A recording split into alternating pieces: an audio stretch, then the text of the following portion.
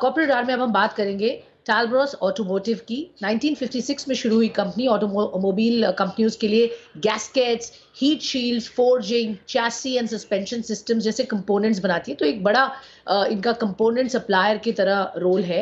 सितंबर तिमाही के नतीजों पर देखें तो सालाना आधार पर मुनाफा 17% बढ़ा है, 13 करोड़ पर आया है। आय भी 12% बढ़ी है, 160 करोड़ पर आई है। लेकिन मार्जिन पर थोड़ा सा दबाव देखा गया है। आगे किस तरीके का आउटलुक है ये जानेंगे, नंबर्स कैसे थे, ऑर्डर बुक क्या दिख रही है। इन सभी पर बातचीत करने के लिए मैं वेलकम करना चाहूंगी कंपनी के जॉइंट एमडी अनुज तलवार हमारे साथ शो में जुड़ रहे हैं। Mister Talwar, good afternoon, it's a pleasure to have you on the show sir. पहले तो सर Q2 नंबर्स पर मैं नजर डालना चाहूंगी, आपकी प्रतिक्रिया चाहूंगी। यहाँ पर स्टेबल सेट ऑफ नंबर्स है अक्रॉस पैरामीटर्स। रेवेन्यू पर हम देखें तो अच्छा बढ़त देखी गई है। तो क्या ड्राइव कर रहा है revenue growth in this quarter? Do you think sir ये सस्टेनेबल होगी आगे भी? Thank you for having me on the show. I think revenue हमारा बढ़ेगा, Q3, Q4 भी better रहेगा Q2 से। Q3 में slightly थोड़ा स्लो डाउन आया है with the commercial vehicles, but हमारी जो उन्नति हो रही है in the revenue, it is because of the passenger vehicle demand in the domestic market. तो domestic market में वो बहुत तेजी से हम लोग काफी तेज हमारा penetration है उसमें PV segment में। Fair enough. सो सीवी में थोड़ा सा म्यूटेड सा रिस्पॉन्स है, बट पैसेंजर व्हीकल्स में अच्छी ग्रोथ है। Domestic demand is really driving the growth जैसा आप बता रहे हैं। लेकिन जब मार्जिन्स यहाँ पर थोड़े से जो डिप हुए हैं उसका क्या कारण है, और मोर इम्पोर्टेंटली आगे मार्जिन्स इंप्रूव हो उसको कैसे आप टैकल करेंगे? नेक्स्ट फाइनेंशियल ईयर के लिए क्या बैंड होगा मार्जिन्स का दैट यू आर टारगेटिंग?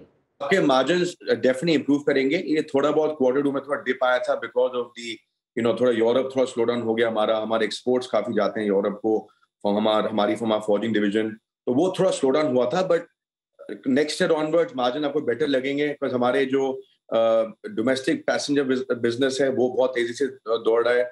और ऑल्सो एक्सपोर्ट्स में हमने बहुत नए नए ऑर्डर्स हमें हासिल किए हैं across many segments, off roaders, agri, new markets.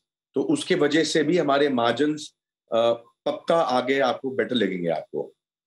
Okay, तो आगे मार्जिन्स ट्रेजेक्टरी आप पॉजिटिव दे रहे हैं, और अभी ऑफ कोर्स जिस तरह से पैसेंजर व्हीकल्स डोमेस्टिक डिमांड पर ग्रोथ है, थोड़ा एक्सपोर्ट्स में भी आपने बात की, मैं इन सब पर बात करूंगी। लेकिन पहले तो मैं मल्टी ईयर ऑर्डर जो आपने रिसीव किया है worth 420 crore domestic and overseas customers में, जिसमें एक ईवी का ऑर्डर भी है 160 करोड़ का from a leading domestic OEM. Tell us sir details में, अगर इन ऑर्डर्स के बारे में, और ऑर्डर बुक पाइपलाइन कैसी दिख रही है आगे, क्योंकि डिमांड आप जो बता रहे हैं बहुत स्ट्रांग है। मेन पॉइंट इज क्या ये कंटिन्यू करेगी?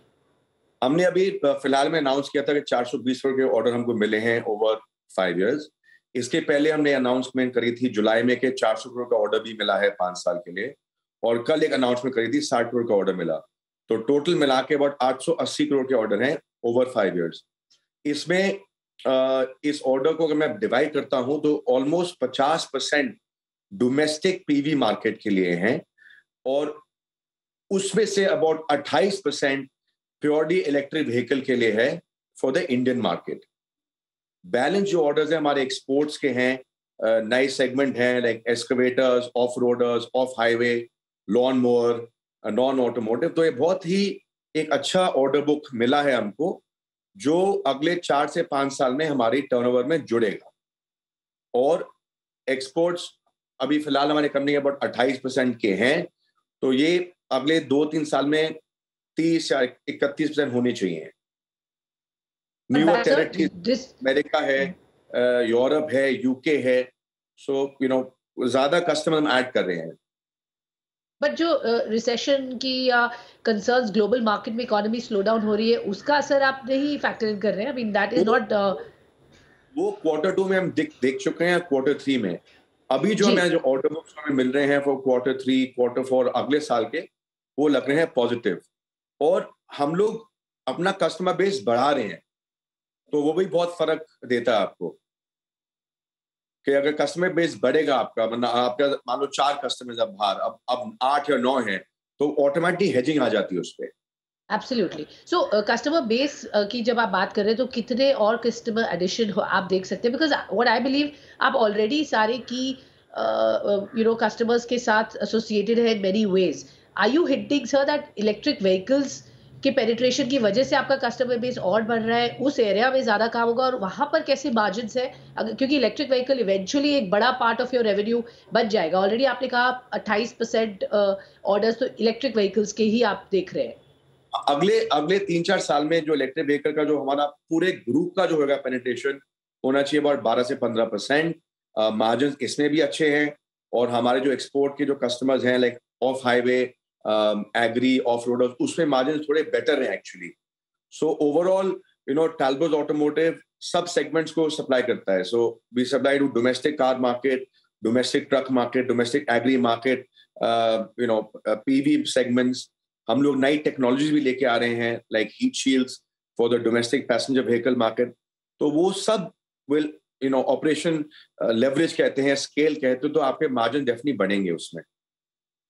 तो आपके काफ़ी जैसा आप बता रहे हैं कस्टमर बेस बढ़ रही है, आपके सेगमेंट्स जहाँ पे आप ऑपरेट कर रहे हैं वो भी आप बढ़ा रहे हैं। But just to get a sense sir, जो आप केटर करते हैं अलग-अलग ऑटो के segments, you have a fair split at this point in time.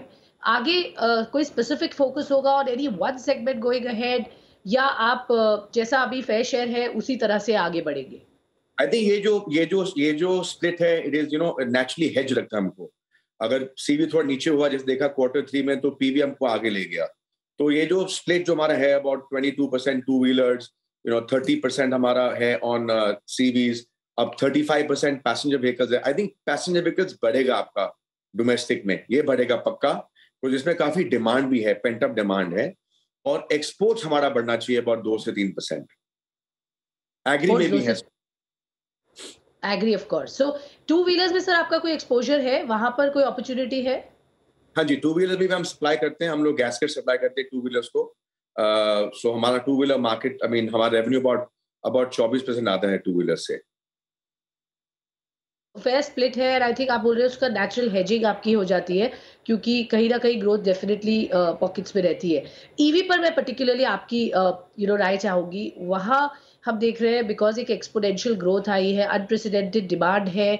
आपका फोकस और contribution in electric vehicles beyond what you are doing, आप उसको और बढ़ाने की कोशिश करेंगे? Will there be more components जो आप देख रहे हैं अभी ईवी में पार्टिसिपेट करने के लिए? जरूर जरूर, ये हमें पहला जो हमें ब्रेक थ्रू मिला है काफी बड़ा वाला, ये एक ही कार मेकर से मिला है इन इंडिया। तो बाकी भी आपके कार मेकर्स हैं हिंदुस्तान में जो ईवी बना रहे हैं, तो यही प्रोडक्ट उन कस्टमर्स को हम देंगे। तो ये पहली शुरुआत है, जरूर करेंगे। जैसे मैंने कहा कि अगले 2-3 साल में लगता है कि 12 से 15% ईवी होएगा, शायद ये 18 से 20 भी हो सकता है। जिस तरह से कंपनी का फोकस होगा ऑन जेवीज, एक्विजिशंस और न्यू टेक्नोलॉजी, चूंकि एक ट्रांसफॉर्मेटिव स्टेज में है जहां हम ईवी की भी बात कर रहे हैं, तो आप एज अ कंपनी लुकआउट पर है कुछ अच्छे acquisitions that could be on your radar? Also किस तरीके का फोकस होगा कंपनी का to acquire these in terms of your working capital needs? Capacity utilisation अभी कैसा है, थोड़ा सा उस पर अपडेट देंगे हमें? अभी फिलहाल जो अगले 3 या 4 साल की अगर हम ग्रोथ की बात करते हैं, तो जो हमारे करंट बिजनेसेस हैं, गैस्केट्स हो या फोर्जिंग हो या चैसी हो या रबर हो, विद आवर जॉइंट वेंचर्स, उसमें भी काफी ग्रोथ है और उनमें काफी नए नए प्रोडक्ट्स हम अभी डाल सकते हैं। नंबर 1। नंबर 2, कैपेसिटी यूटिलाइजेशन अभी अबाउट 80 to 85% पे है। डिवीजन वाइज अगर बोलूंगा तो रफली 78 to 82% में हमारे कैपेसिटी अवेलेबल है।